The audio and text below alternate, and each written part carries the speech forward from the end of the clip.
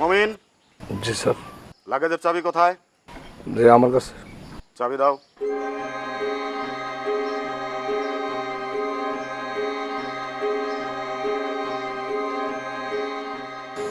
এই চাবি নিয়ে লাগেজটা খোলো।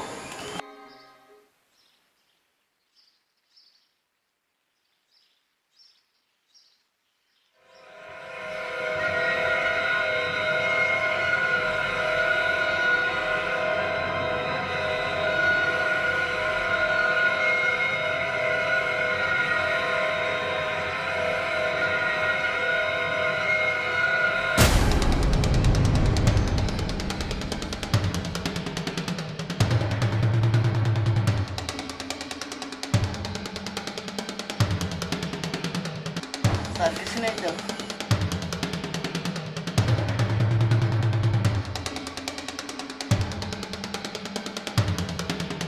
মমিন, ডলার কোথায়? ডলার নাই। ডলার নেই? তার মানে এতদিন মিথ্যে ডলারের গল্প বলে পুরো গ্রামের লোকদেরকে বোকা বানিয়েছে। জি দারোগা সাহেব। এই ধোঁকাবাজির শাস্তি কি জানো তুমি? এর জন্য তোমাকে কঠিন শাস্তি ভোগ করতে হবে। জি, আমি যে ধোঁকাবাজি দিয়েছি সেজন্য আমাকে যে শাস্তি দেবেন সেই শাস্তি মাথা পেতে নেবেন।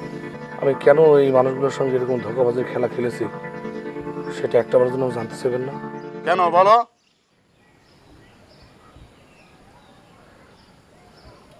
এই আমার টাকা নেই, পয়সা নেই, আমার বাপের সম্মান নেই। এই গ্রামে কেউ আমার কোনো দিন কোনো রকম কোনো পাত্তা দেয়নি। ভালো করে দুটো কথাও আমার সঙ্গে কেউ কোনোদিন কয়নি। এই যে আপনার সামনে যে দাঁড়িয়ে আছে যে মানুষগুলো, এই মানুষগুলো কোনোদিন আমার সঙ্গে একটা মিষ্টি করে হাসে কোনোদিন কথা কয়নি। কারণ একটাই, আমার টাকা নেই, পয়সা নেই, কিছু নেই। খুব খারাপ লাগতো, মনে হতো যে এই দুনিয়াতে বাইসে থেকে কি লাভ। তারপর নিজের ভাগ্য বদলানোর জন্য আমি 4 বছর আগে ঢাকায় চলে যাই। বিদেশ যাওয়ার কথা কয়ে এই গ্রাম আমি ছাড়ি। সবাই জানে আমি বিদেশ চলে গিয়েছি।